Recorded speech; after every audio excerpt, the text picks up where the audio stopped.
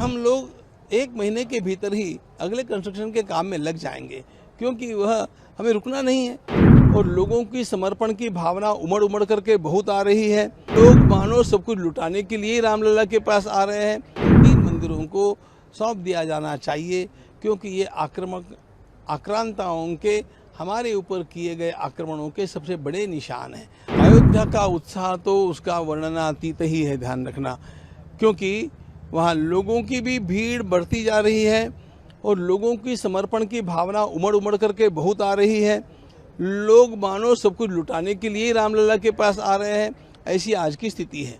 लेकिन हमें संतोष इस बात का है कि अब किसी को भी वहाँ दर्शन करने के लिए किसी प्रकार का व्यवधान नहीं है। बहुत जल्दी अच्छी तरह से सुखद दर्शन सबको हो जाते हैं। बस केवल ठंड की बात है, वो तो प्राकृतिक बात है। उत्तर प्रदेश सरकार द्वारा काफ़ी व्यवस्था की गई है। अरे भैया, सच्ची बात बताऊं आपको, हमारा ट्रस्ट तो इतना सा छोटा सा है और यदि उत्तर प्रदेश सरकार का सहयोग नहीं होता तो हम कुछ भी नहीं कर पाते। निर्माण का कार्य ट्रस्ट ने किया है, लेकिन ये बाहर की व्यवस्थाओं का जो काम है ये उत्तर प्रदेश सरकार ने ही किया है। हम उनके आभारी हैं। राम दरबार का काम अब कब से शुरू हो रहा है और कितना समय लगेगा, कैसा होगा?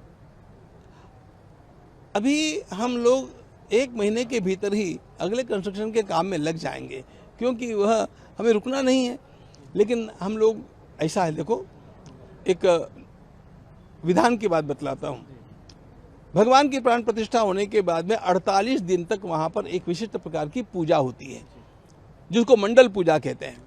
ये 48 दिन पूरे होने के बाद में हमारा कंस्ट्रक्शन फिर से आरंभ हो जाएगा। मुस्लिम पक्ष को आप कहेंगे कि 11 अप्रैल को छोड़ दें और जो लड़ाई अब जो चल रही है कोर्ट में, वो सब? हमारी तो हाथ जोड़ करके प्रार्थना है कि इन 3 मंदिरों को सौंप दिया जाना चाहिए, क्योंकि ये आक्रांताओं के हमारे ऊपर किए गए आक्रमणों के सबसे बड़े निशान हैं और इसके कारण लोगों के अंतःकरण में, राष्ट्रीय समाज के अंतःकरण में बहुत वेदना है। और यदि इस वेदना को ये लोग शांति के साथ दूर कर देते हैं तो भाईचारा बढ़ने में और